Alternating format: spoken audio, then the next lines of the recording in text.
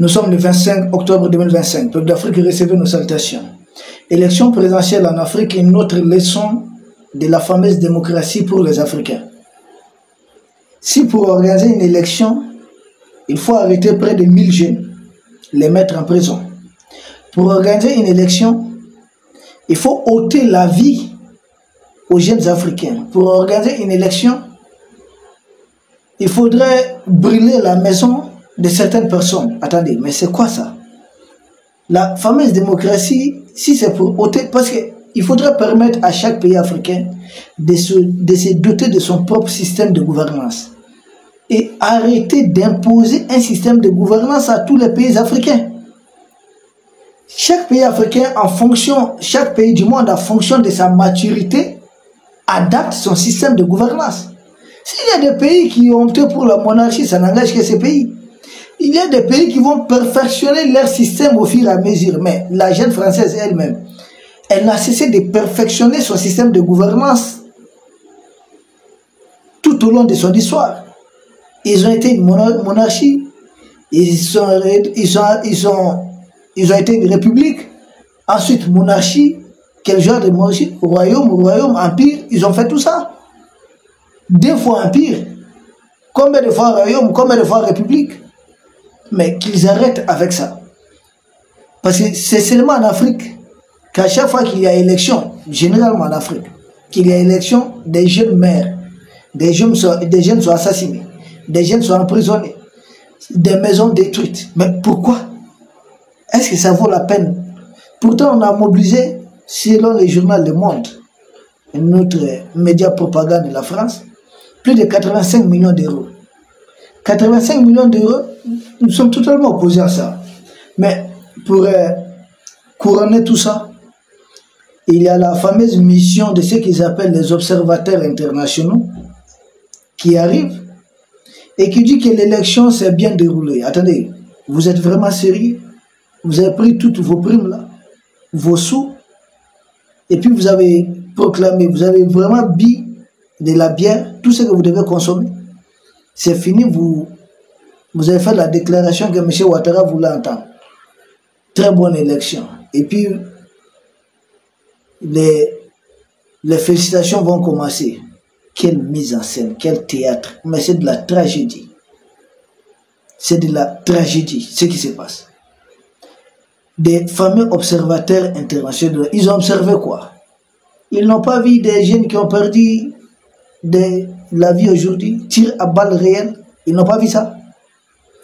Ils n'ont pas vu des centres où il n'y a pas eu de vote presse, des bureaux de vote mis à sac. Ils n'ont pas vu ça. Et ils n'ont rien vu. Tout ce qu'ils ont vu, tout s'est bien déroulé. Quelle mise en scène, quelle mascarade. Il faut qu'on arrête de se mentir ici en Afrique. C'est du mensonge, c'est de la manipulation.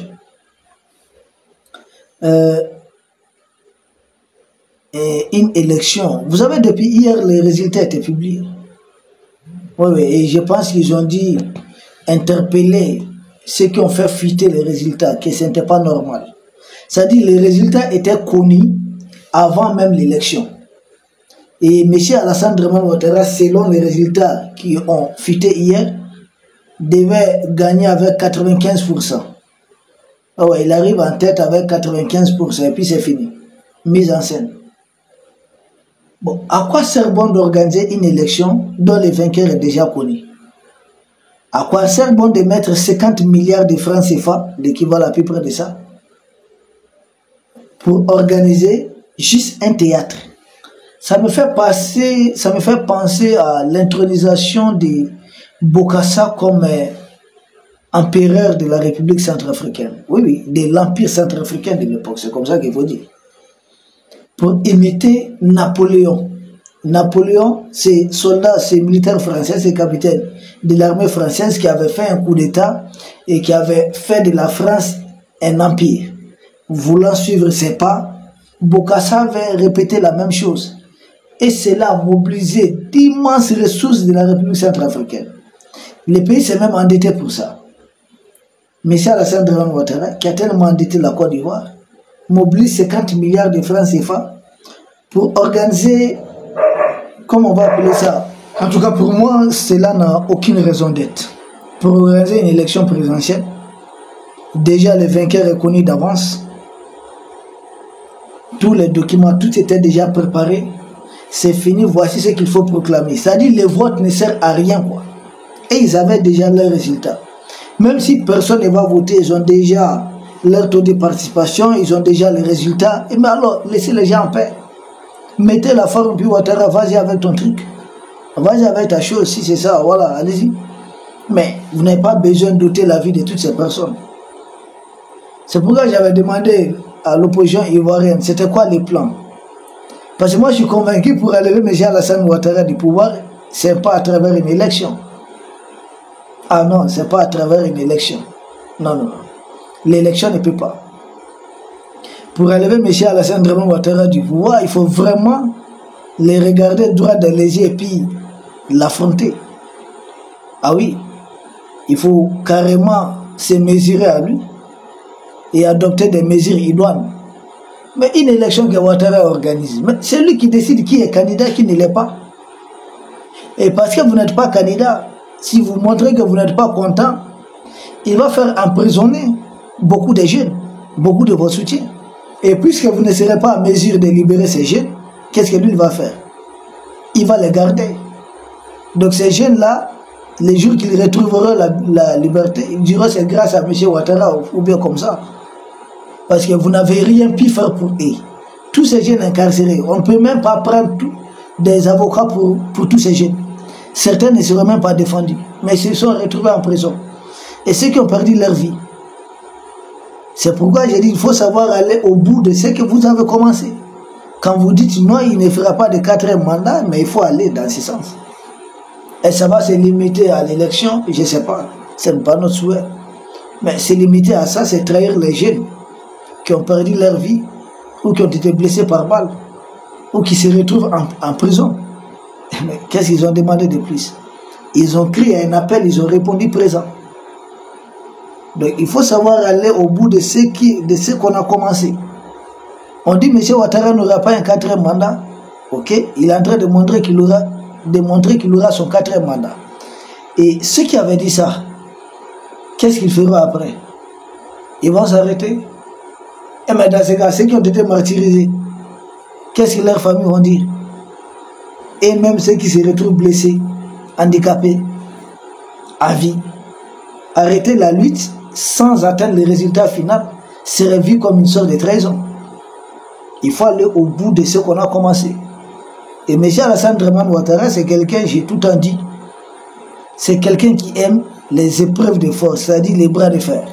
C'est quelqu'un qui aime la manière dure, la méthode dure. Ouattara, il n'est plus que face, si c'est que le rapport de force ne lui est pas favorable. Vous vous souvenez de son histoire, de l'histoire des 49 mercenaires avec le Mali? M. Alassane Ouattara avait refusé tout dialogue. Il est allé jusqu'à saisir l'ONU. Il avait mobilisé la fameuse CEDEAO, tout le monde. La CEDEAO s'est prononcée, l'Union africaine, l'ONU, toutes ces organisations s'étaient prononcées, mais le Mali est resté sur ses positions. C'est quand il a su que vraiment ce n'est pas à sa faveur qu'il a envoyé son jeune frère Tene Birama Ouattara négocier. Or, il pouvait commencer par là. Pourquoi il n'a pas commencé par là? Il a voulu d'abord un rapport de force. M. Ouattara, c'est comme ça qu'il fonctionne. Les rapports de force. Et il faudrait tout cela montrer à ces gentards de Ouattara qui n'est pas le seul à vouloir à être fort, que quelqu'un d'autre peut envisager autrement. Vous vous souvenez, regardez même son parcours. Depuis qu'Henri Konan Bédié est arrivé au pouvoir, Ouattara a tout fait, il fallait faire un coup d'État à Henri Konan Bédié. C'est pas moi qui l'ai dit, c'est les rebelles ivoiriens, devenus des militaires actuellement qui l'ont dit par le passé. Un coup d'État contre Bédié, ça ne suffit pas, Gbagbo arrive, on crée une rébellion contre Laurent Gbagbo aussi. On le déstabilise, on force sa candidature. Il a obtenu sa candidature parce qu'il a forcé la main. Et le président Gbagbo a accepté finalement. Bon, ensuite le président Gbagbo gagne, il force encore. Il utilise l'armée française. Ces rebelles, les casques bleus qui étaient là-bas, qu'il faut déloger le président Laurent Gbagbo. C'est un habitué de l'épreuve de force. Rien d'autre. Pour lui, il n'y a que la force qui vaille. Il faut affirmer sa puissance. Maintenant, ce qu'il a en face, parce que Ouattara est tout sauf un démocrate. On a vu ce qui se passe. Maintenant, vouloir utiliser les tactiques de la démocratie pour mettre fin au pouvoir de M. Alassane Dramane Ouattara, qui, j'ai suivi la dernière interview du président Laurent Gbagbo, d'ailleurs j'en ai parlé en partie, et il dit haut et fort que c'est des Français qui lui ont arrêté pour qu'il soit remis aux rebelles. Et ensuite, il a été amené dans les QG de campagne de M. Alassane Dramane Ouattara. Quelle humiliation! Que son palais a été bombardé. Ouattara est arrivé par la force au pouvoir. C'est un vrai putschiste, M. Alassane Dramane Ouattara. Il y a plusieurs milliers de morts. Ça s'est pris qu'il a eu le pouvoir. Et aujourd'hui, si vous voulez l'enlever, croyant qu'il va respecter les règles de la démocratie, ah non. Et si la démocratie, candidature est haute, tout ça, toutes ces choses ont été utilisées juste pour avoir un prétexte d'engager un bras de fer contre M. Alassane Dramane Ouattara, comme il l'a fait. Il a utilisé l'élection pour avoir le prétexte d'enlever militairement le président Laurent Gbagbo. Et si le match retour, comme le président Laurent Gbagbo même a dit qu'il a été en partie candidat pour jouer un match retour contre M. Alassane Dramane Ouattara, si ça c'est vrai, donc la méthode que Ouattara a utilisée pour accéder au pouvoir, il fallait revoir la même méthode. Ah oui, l'élection était un bon prétexte, mais on savait qu'on allait utiliser d'autres moyens pour parvenir au bon résultat. Et je pense qu'il fallait peut-être, c'est ce qui est peut-être envisagé, mais tel que je vois les choses, je ne vois pas grand-chose en fait. Je vois M. Alassane Dramane Ouattara obtenir son 4e mandat, et c'est de quoi j'avais eu peur, que l'opposition ne se limite pas à animer la galerie. Animer la galerie, ensuite on va cautionner le 4e mandat de Ouattara. Parce que comme ça, c'était comme ça sur son 3e mandat, avec Henri Konan Bédié, tout. Il les avait même soumis à résidence surveillée et autres, après il a continué comme si de rien n'était. Oui, malheureusement, je crains qu'on ne soit pas dans les mêmes cas de figure. C'est un habitué. Mais je suis convaincu que la vraie jeunesse ivoirienne, je ne parle pas des Maliens qui ont migré là-bas, des Burkinabés qui sont devenus Ivoiriens, parce que ce sont la force de Ouattara, hein. On les confond au Mali. Et ce sont des gens qui ont régné leur origine. Tous ceux qui supportent Ouattara là-bas, surtout contre les pays de l'AS, nous n'avons pas grand-chose à dire à ces gens. Il ne s'agit pas d'eux, il s'agit des souverainistes, des nationalistes ivoiriens, des vrais Ivoiriens qui croient à l'unité africaine. Je suis convaincu que beaucoup d'entre eux finiront tôt ou tard à avoir raison.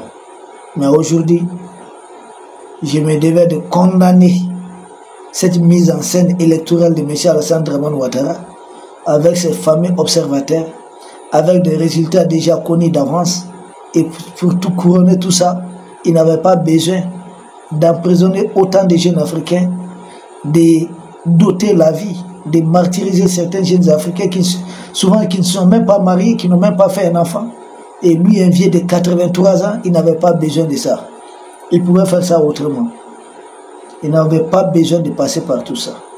Je présente mes sincères condoléances à tous les jeunes qui sont tombés en voulant empêcher M. Alassane Dramane Ouattara de faire son 4e mandat. Ils ne sont pas tombés pour rien. Je reste convaincu qu'un jour ils seront vengés. Ils seront vengés de la belle manière, sans incendier le pays. Ça aussi, il faudrait le dire. Peuple d'Afrique, nous vous remercions. Nous espérons vous retrouver demain pour un autre sujet au sommet de l'actualité. D'ici là, portez-vous bien. Restons mobilisés et surtout restons concentrés. Merci.